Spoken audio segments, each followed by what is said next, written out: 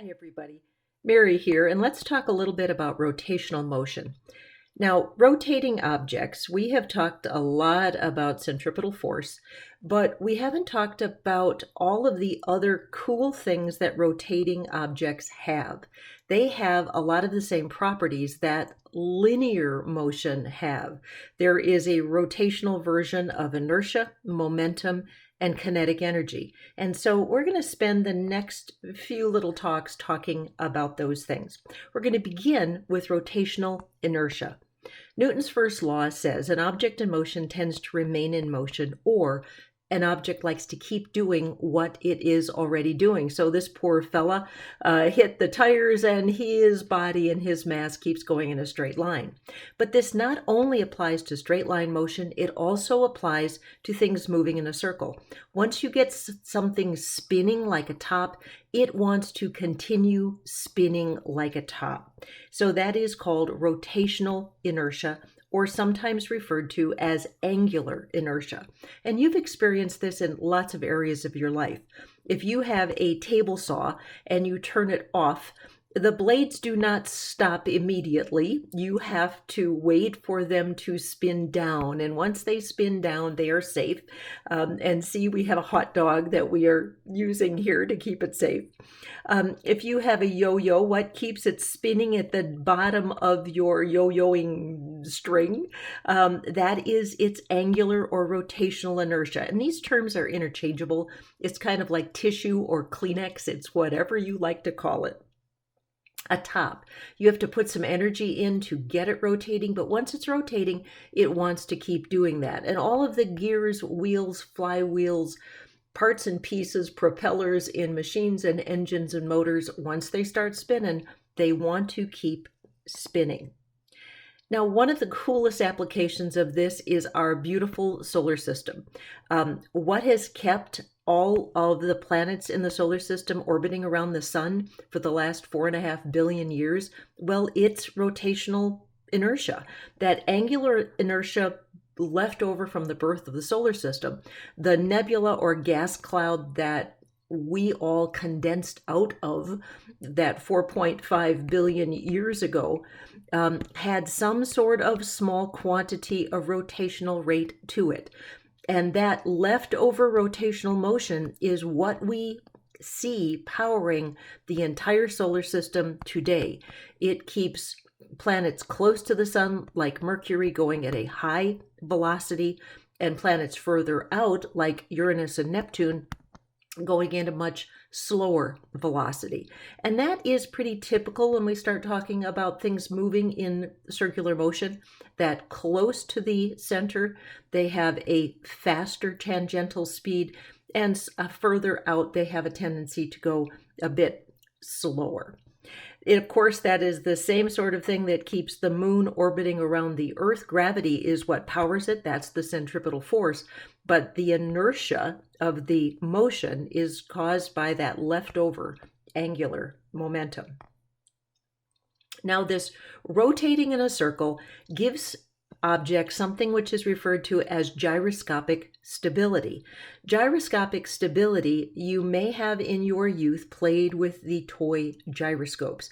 And toy gyroscopes are a hoot because once you get them spun up, this weird oddball contraption, you can balance it on a little point. You can take these and you can balance them on a string. You can do a lot of nifty things with gyroscopes.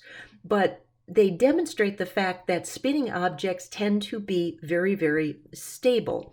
Now, you've experienced this in lots of different situations.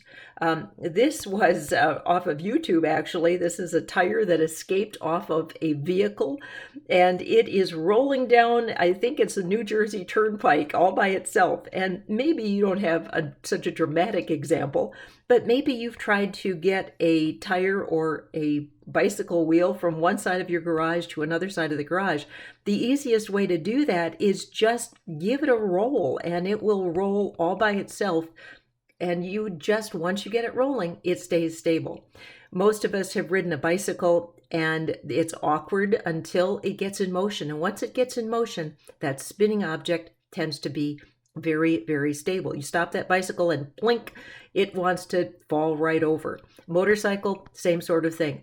Not as stable at low velocities. They need a kickstand, just like a plain old-fashioned bicycle. But once you get them up to speed, they have a lot of gyroscopic stability, so much so that you can bend them over in the corners if you know what you're doing, which I do not.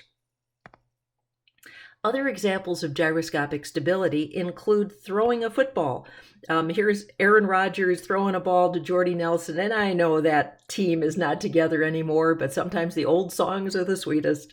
But when you throw a good football spiral, it should have a spiral to it. If this ball is spinning, it is going to fly true.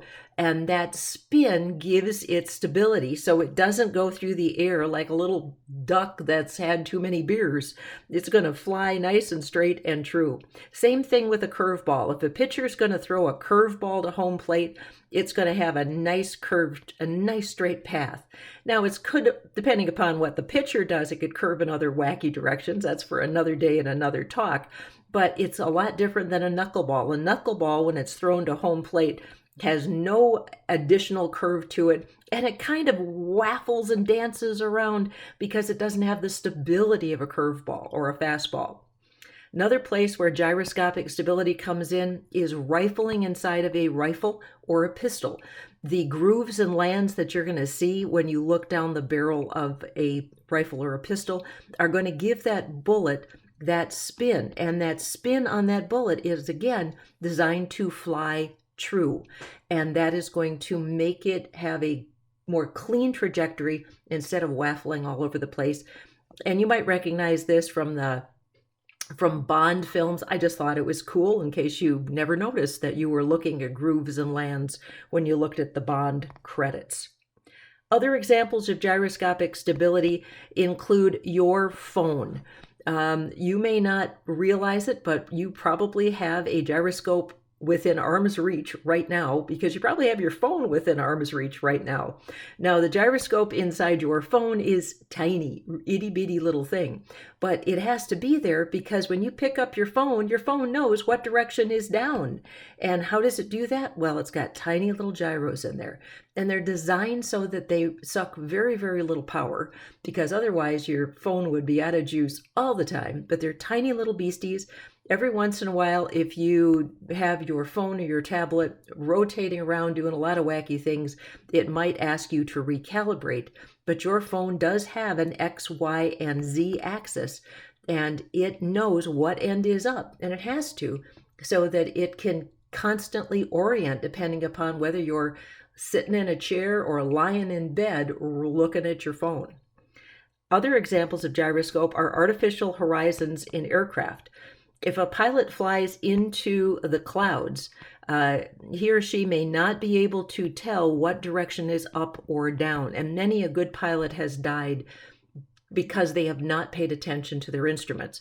So an artificial horizon in an aircraft has got a gyroscope within it that constantly tells them what is up and what is down.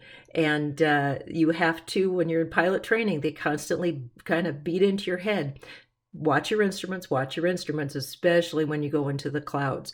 I wanted to point this out to you. It says right here, pull to cage. What does that mean? If you're going to do something wacky like Sean D. Tucker here, and you're going to do some aerobatics, you got to cage your artificial horizons and your gyroscopic instruments, meaning you stop them spinning. Otherwise, you're going to mess them up, because all this spinning messes with your artificial horizons. But that's only if you're doing aerobatics, which most pilots don't. You got to be pretty special to do a lot of that. Now, one of the other things that rotating objects have is they also have rotational kinetic energy. Kinetic energy that we've talked about in the past is linear kinetic energy, 1/2 mass velocity squared. Now, that's kinetic energy when an object is flying in a in a straight line, and it's just moving linearly. But just the act of rotating will give something kinetic energy. We talked about a table saw before, and anybody who's even looked at one of those things, it doesn't take a lot of imagination to go, oh boy, that's got a lot of energy and I'm going to stay away from it. Well, that rotational kinetic energy can be added to linear kinetic energy. So for example, if a ball rolls down an inclined plane, when it comes off and hits the table, it might go forward at some sort of a linear speed, but it also might be spinning or rotating. Somebody who's playing golf, when they hit a shot off the tee, they're going to give their ball two kinds of speed: linear kinetic energy and rotational kinetic energy. Now, a golfer who really is fussy, and if they want a long tee shot, they want to give it maximum linear kinetic energy, and they want to reduce rotational kinetic energy, because the more the ball spins, the less energy will be there to make it have that long drive. So really high-class golfers pay attention to things like this. When you look at a big 18-wheeler going down the road, it's going to have linear kinetic energy, but then every one of these tires also has rotational kinetic energy. Wind turbines, you've got the linear velocity of the wind making these spin, giving them rotational kinetic energy, and that rotational kinetic energy is going to create electricity, and that electricity can be turned into other forms of energy. And we've talked about conservation of energy, and this is one more chain of energy, how energy changes from form to form to form. All right, that will do for this time, and we will see you soon. Bye-bye.